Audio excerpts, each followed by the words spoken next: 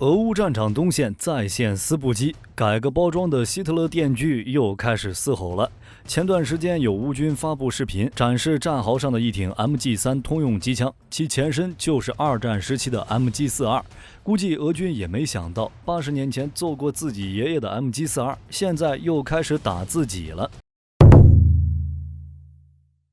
毫无疑问 ，MG3 的前身 MG42 是那个时代最好的机枪，而这还要感谢它的前身 MG34，也是世界上第一种通用机枪。不过，德国研制 MG34也是无奈之举，由于队友拖后腿，加上本土面积不大，没办法承担消耗战，直接导致德国一战失败。战争就跟赌博差不多，赢家通吃，败者出局。德国战败后，军事受到了很大的限制。按照凡尔赛条约，德国只能拥有792挺重机枪，还都是那种水冷式重机枪，不仅旧还沉，而且不能继续研究和生产重机枪以及其他重火力。没办法，德国就推出了通用机枪这个概念，也就是 MG34。不得不说，当时德国的科学家真是天才中的天才。通用机枪既不是轻机枪，也不是重机枪，但是在作用上可以包括二者。相比较其他重机枪 ，MG34 有很多优点，比如可以快速拆卸的枪管，可以活动的两脚架，以及双弯月扳机。这个算是 MG34 最大的特点。扣动扳机上半部分是半自动射击，扣动下半部分则是全自动射击，省去了转换快慢机的时间。在供弹方面，可以用弹链，也可以用一种75发的弹鼓。只是 MG34 的射速每分钟800到900发，区75发子弹完全不够看。加上成本的原因，后来普通士兵就不再使用这种弹鼓。不过这个时期的 MG34 还有很大的缺点，又贵又不耐用。制造一挺 MG34 需要49公斤钢材，150个工时，而且还不耐脏。在当时东线泥泞的环境中，故障率很高，所以 MG34 服役不久，德国就对其进行了改进，也就是我们熟知的 MG42。相比较 MG34 这个老前辈， MG42 最大的优势就是便宜，比如使用了大量的冲压件，制造时间降低到75个工时，成本也缩减了差不多1/4。MG42 也继承了 MG34 的优点，或者说对其进行了升级，比如更换枪管更简单，一名熟练的士兵只需要几秒钟就能更换一根枪管，射速也更快。MG42 的最快射速达到了每分钟1500发，远超 MG34， 是同期 M2 重机枪射速的2倍。在这种极高的射速下，无论是谁都没办法打出3发以下的点射，所以 MG42 取消了半自动射击功能。凭借着自己优异的性能，德国到二战结束时至少生产了40万挺 MG42。不过无论 MG42 再怎么强，也拼不过核武，也无法改变战争的结局。德国最后还是凉了。二战结束之后， MG42 就换了一套皮肤，变成了 MG3。二战德国战败后，西德加入北约，武器口径也要向北约看齐。而 MG42 这个设计超前的武器，在二战后依旧有用武之地，于是德国就对其改造，然后继续服役。MG42 本来用的是 7.90 乘57毫米毛瑟弹，改成了发射 7.62 乘51毫米北约标准弹药的 MG3。同时，德国还对其进一步升级，枪管采用镀铬工艺，枪托改为聚合物，减轻重量的同时，延长了枪管的使用寿命。加上二战时期的名声，欧洲不少国家都对其仿制，一共装备了30个国家的军队。俄乌战争爆发后，北约援助了乌克兰大量的 MG3。对于现代陆军来讲，机枪必须在最短的时间内发射最多的弹药，也就是持续压制火力。刚好 MG3 能完美胜任这个任务，而且乌东地区的堡垒也很适合机枪。乌军在顿巴斯地区构建的大规模筑垒地区，实际上就是由一系列能够相互掩护、纵深分布的堡垒以及战壕构成的防御地域。这种防御形式还是一战时期的潜壕战，对于缺少快速机动火力的一方来说是非常有效的防御策略。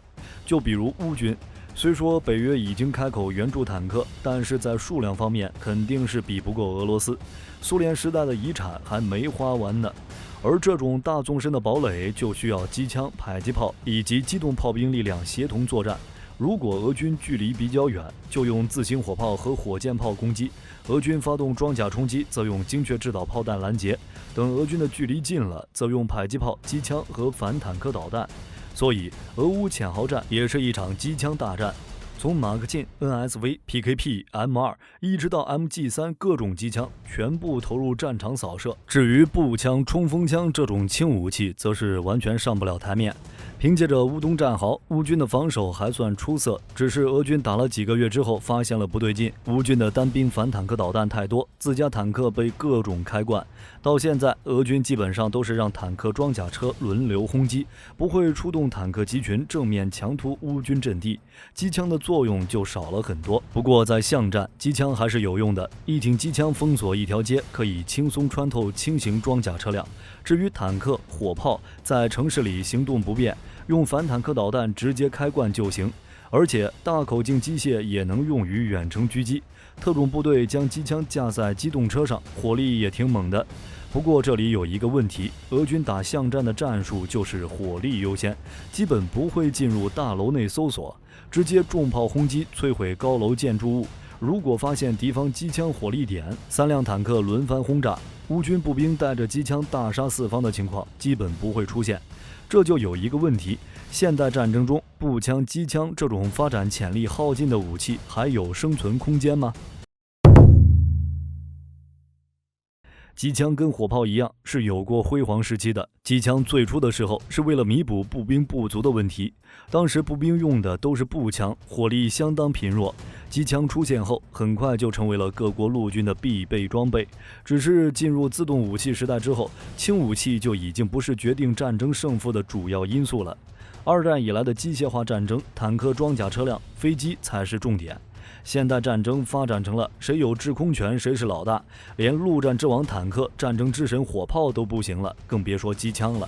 现在的机枪也只能在步兵部队中刷存在感了。不过可以肯定的是，机枪是有用的，要不然俄乌战场上乌军也不会用，但作用没那么大。随着榴弹发射器、火箭筒、反坦克导弹这种射得更远、威力更大的武器出现，机枪在步兵部队里的日子也不好过。步枪之类的轻武器直接变成了地中地，在战争的存在感一直变弱。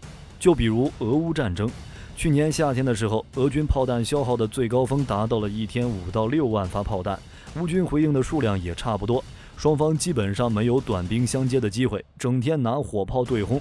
还有之前的叙利亚战争，拼的也是坦克、飞机、火炮等重武器的质量和数量。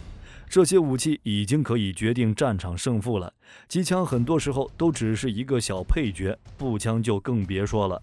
美国在战场武器系统与技术中就讨论过，到底要不要保留轻武器，毕竟现代战争由轻武器造成的伤亡所占的比例是很小的。第二次世界大战中，在主要是装甲部队作战的地中海战区，这个比例大概是15%。在太平洋战区，美日两军之间的对抗主要以步兵战斗为主，这个比例达到了30%左右。到现在，这个数据被进一步降低。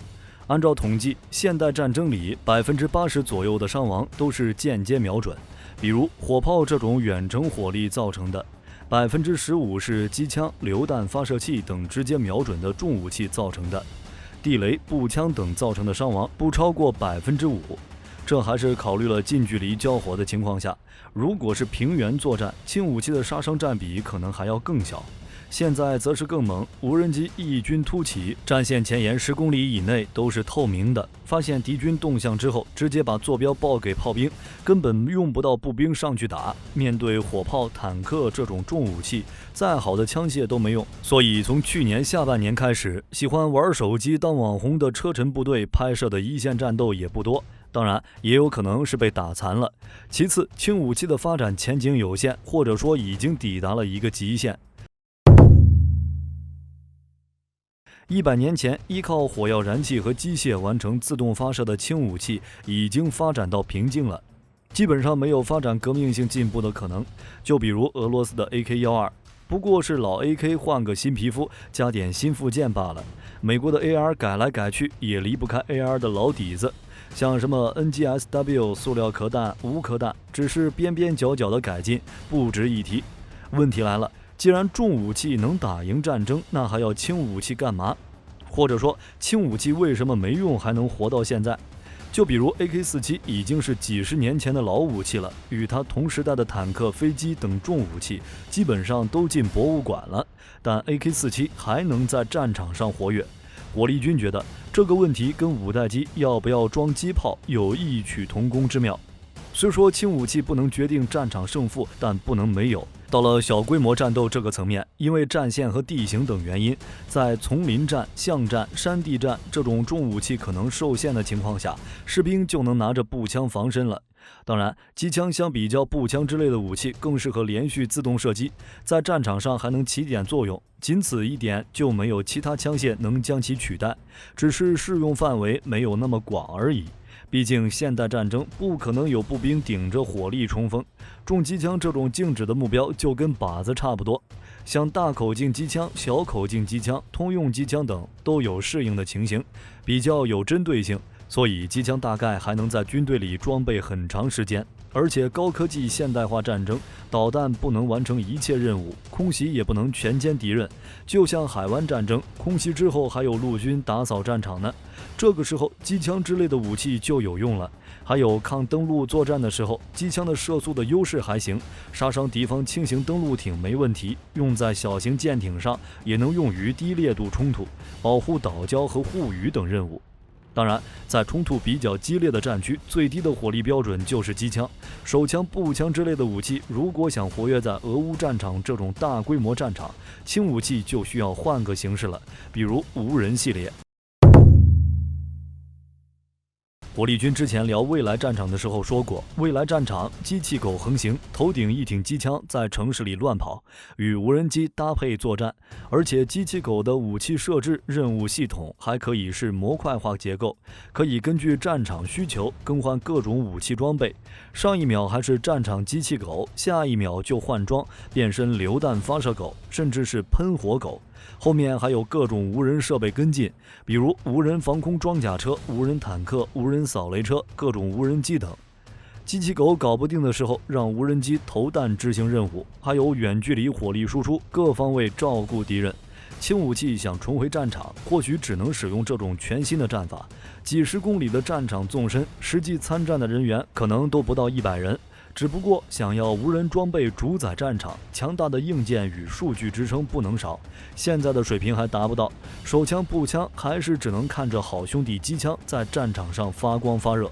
好了，今天的视频到这儿就结束了。各位觉得机枪在战场上还能发挥什么作用？欢迎在视频下方留言。如果视频内容有不对的地方，也可以在下方指正。我是火力军，下期见。